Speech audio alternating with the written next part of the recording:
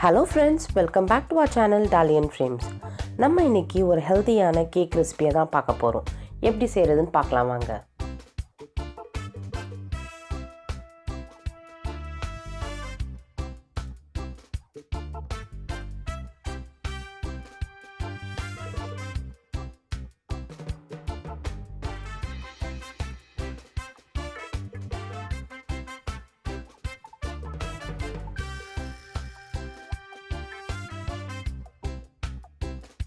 நம்ம இன்னைக்கு செய்ய போறது ஆப்பிள் crumble cake.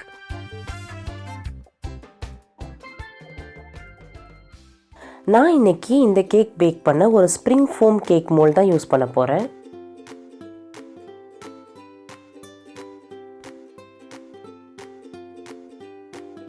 உங்ககிட்ட இந்த மோல்ட் இல்லைன்னா நீங்க ரிமூவபிள் பேஸ் மோல்ட் கூட எடுத்துக்கலாம். அப்படி இல்லைன்னா நார்மல் கேக் மோல்டில் கூட பட்டர் பேப்பரை எப்படி வச்சிட்டிங்கன்னா கேக் ரெடி ஆனதும் லிஃப்ட் பண்ண ஈஸியாக இருக்கும்.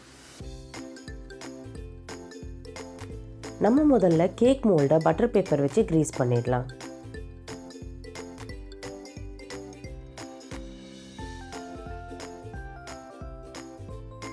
இப்போ நம்ம கேக் மோல்ட் ரெடி.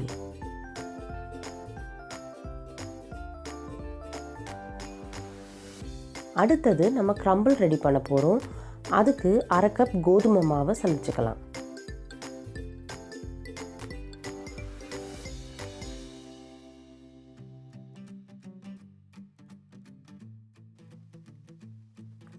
அது கூட ஒரு 1/4 cup light brown sugar, 1 teaspoon cinnamon powder, பட்டைத்தூள், 1/4 டீஸ்பூன் நட்மெக் பவுடர், ஜாதிக்காய் பொடி, ஒரு பிஞ்ச் சால்ட், ஒரு 1/4 கப் உருக்கின வெண்ணெய், இதெல்லாம் நல்லா மிக்ஸ் பண்ணிக்கலாம்.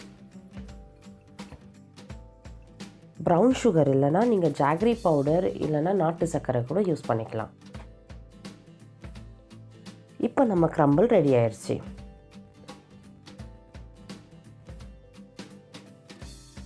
அடுத்தது நம்ம கேக் பேட்டர் ரெடி பண்ண போகிறோம். அதுக்கு இன்னொரு பவுலில் அரை கப் பட்டர் எடுத்துக்கோங்க. அதை நம்ம லைட்டாக பீட் பண்ணிக்கலாம். நான் இங்கே அன்சால்டட் பட்டர் தான் யூஸ் பண்ணுறேன். நீங்கள் சால்டட் பட்டர் யூஸ் பண்ணிங்கன்னா தனியாக சால்ட் ஆட் பண்ண வேணாம்.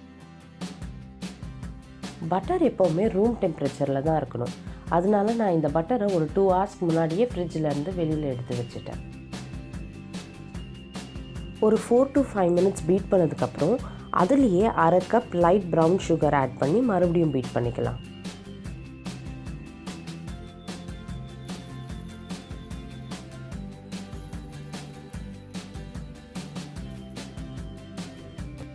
இதோட 1/4 கப் தயிர் சேர்த்து மறுபடியும் பீட் பண்ணிக்கலாம். இது கொஞ்சம் திரிஞ்ச மாதிரி தெரிஞ்சாலும் பரவாயில்ல, மாவு சேர்த்ததும் சரியாயிடும்.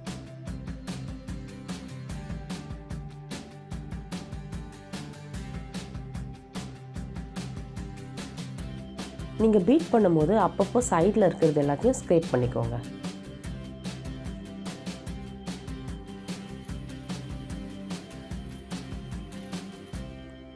அடுத்தது நம்ம 1 டீஸ்பூன் வெண்ணிலா எக்ஸ்ட்ராக்ட் ஆட் பண்ணிக்கலாம்.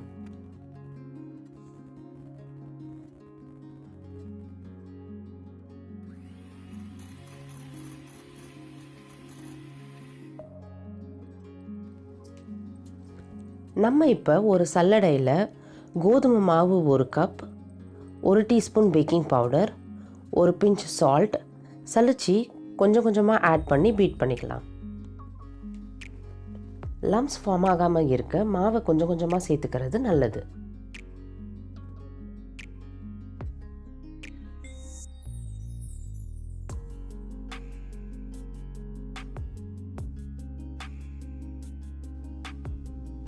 எப்போவுமே கோதுமை மாவு யூஸ் பண்ணும்போது அதை ஒரு 5 to 6 டைம்ஸ் சலிச்சுக்கணும். அப்போ தான் கேக் நல்லா ஃப்ளஃபியாக வரும்.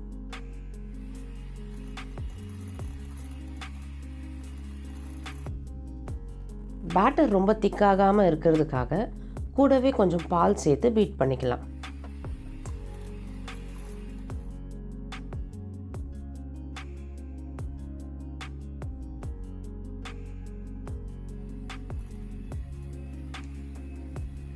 எனக்கு மொத்தமாக 3/4 கப் பால் தேவைப்பட்டது.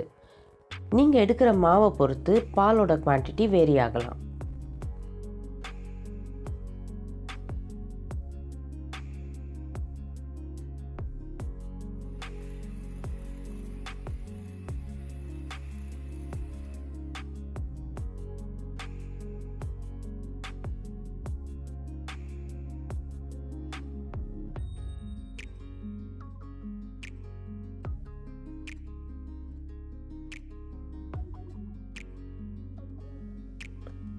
இப்போ பார்த்தீங்கன்னா நம்ம கேக் பேட்டர் நல்லா ரெடி ஆகிடுச்சு. இதை நம்ம கேக் பேனில் போட்டு நல்லா ஸ்ப்ரெட் பண்ணிக்கலாம். கேக் பேட்டர் ஈவனாக ஸ்ப்ரெட் ஆகிறதுக்காக நான் சைடில் டேப் பண்ணிக்கிறேன். இப்போ நம்ம ஆப்பிள் ரெடி பண்ணுறதுக்கு முன்னாடி நான் அவனை 180 டிகிரி சென்டிகிரேடில் ஒரு 15 மினிட்ஸ் ப்ரீஹீட் பண்ண வச்சிடுறேன். ஒரு மீடியம் சைஸ் ஆப்பிளை பீல் பண்ணி அதை அழகாக ஸ்லைஸ் பண்ணிக்கலாம்.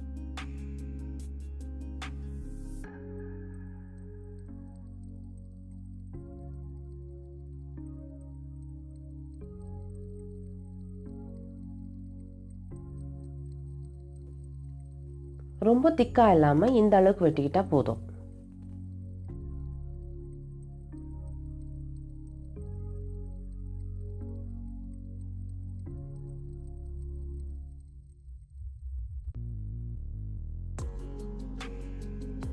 ஸ்லைஸ் பண்ண ஆப்பிள்ஸை அழகாக கேக் பேட்டர் மேலே அரேஞ்ச் பண்ணிக்கலாம்.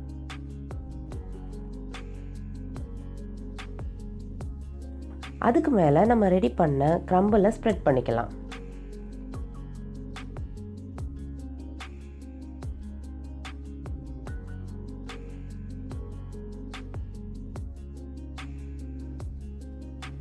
இந்த க்ரம்பிளை ஸ்ப்ரெட் பண்ணதும் நான் ஒரு தடவை ஸ்பூனால் லைட்டாக ப்ரெஸ் பண்ணிக்கிறேன். க்ரன்ச்சினஸ்க்காக கொஞ்சம் சாப்டு வால்நட்ஸ் மேலே ஆட் பண்ணுறேன். நீங்கள் கேஷ்யூ, ஆல்மண்ட், பீக்கன்ஸ் வேறு என்ன நட்ஸ் வேணாலும் ஆட் பண்ணிக்கலாம். இப்போ நம்ம கேக் பேக் பண்ண வச்சிடலாம். 180 டிகிரி சென்டிகிரேடில் ஒரு 30 மினிட்ஸ்க்கு நான் டைம் செட் பண்ணுறேன். கேக் நல்லா ஈவனாக பேக் ஆகணும்னா ஃபஸ்ட்டு 20 to 25 மினிட்ஸ் அவனை ஓப்பன் பண்ணாதீங்க.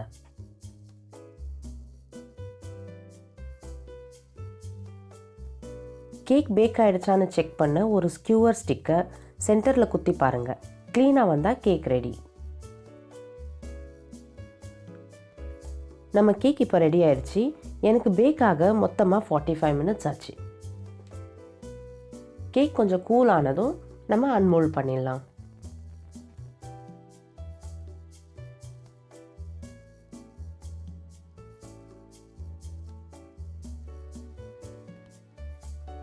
இப்போ டேஸ்டியான ஹெல்தியான apple crumble cake ready.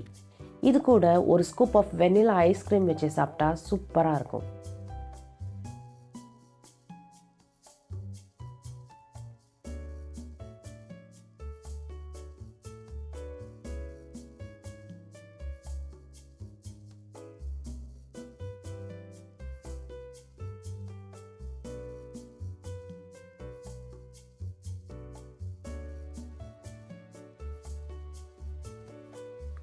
Okay friends, உங்களுக்கு இந்த கேக் ரெசிபி பிடிச்சிருக்கோன்னு நினைக்கிறேன்.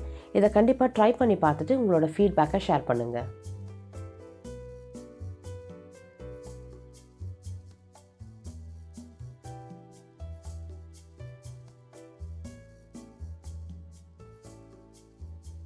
இது போல் இன்னொரு ஹெல்தியான ரெசிபியோட அடுத்த வீடியோவில் மீட் பண்ணுறேன்.